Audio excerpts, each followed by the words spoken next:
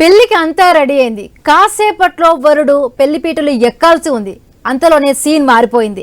ఈలోపు పెళ్లి కుమారుడు జంప్ అయ్యాడు. వివాహేతర సంబంధం కారణంగా మరొక యువతితో పారిపోయాడు. దీంతో అంతా అవాక్కయ్యారు. ఈ ఘటన తూర్పుగోదావరి జిల్లా దేవరిపల్లిలో చోటు చేసుకుంది. పెళ్లి కొడుకు మరొక యువతితో పారిపోయాడన్న విషయంపై కుటుంబ సభ్యులు పోలీసులకు ఫిర్యాదు చేశారు. దీంతో వధువు బంధువులు ఆందోళనకు గురయ్యారు. తమను మోసం చేశారని దేవరపల్లి పోలీసులు ఆశ్రయించారు. పెళ్లి కొడుకును అరెస్టు చేయాలని డిమాండ్ చేశారు. ఘటనపై కేసు నమోదు చేసి దర్యాప్తు చేస్తున్నారు పోలీసులు.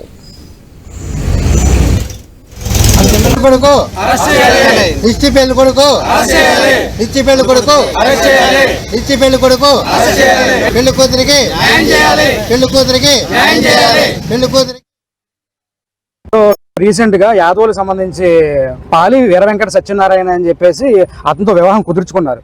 ఈ రోజు తెల్లవారు 3 గంటలకి పెళ్లి దేవరపల్లి కళ్యాణ మండపంలో. సో మేము ఒక 1000 to 1500 మంది బంధుమిత్రులు పిలుచుకొని గ్రాండ్గా దేవరపల్లి ఫంక్షన్ హాల్లో చేసుకుందామని రెడీ అయ్యాం. సాయంత్రం 7-8 ఆ టైంకి భోజనాలు చేసే టైంలో పెళ్లి కొడుకు కనపడట్లేదని చెప్పేసి మాకు చెప్పారండి. సరే మేము వెళ్ళాము, వాళ్ళు చెప్పారు. కాకపోతే పెళ్లి కొడుకు పారిపోయాడండి.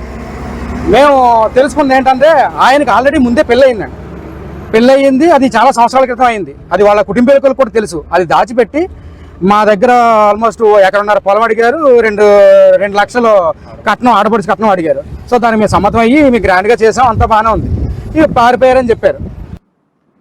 ఆ వివాహానికి రావాల్సిన వరుడు యాదవోలు గ్రామానికి, దేవరపల్లి మండలం యాదవోలు గ్రామానికి చెందిన ఒక వరుడు పెళ్లికి 1 గంట ముందు ఉందనగా పెళ్లిపీటల మీద రాకుండా వేరే ఒక ఇల్లీగల్ కాంట్రాక్ట్ ఉండటం మూలంగా పెళ్లికి రాకుండా ఎటో వెళ్ళిపోయాడని రాత్రి మాకు సమాచారం అందింది.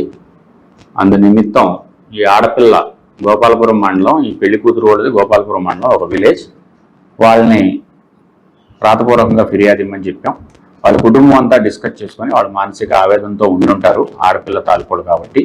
అంటే 11వ తారీఖు సుమారు 4 గంటలకి ఈ పెళ్లి కూతురు తాలూకా వాళ్ళు వచ్చి రాతపూర్వకంగా మాకు సుమారు 4 గంటలకి ఈ విధంగా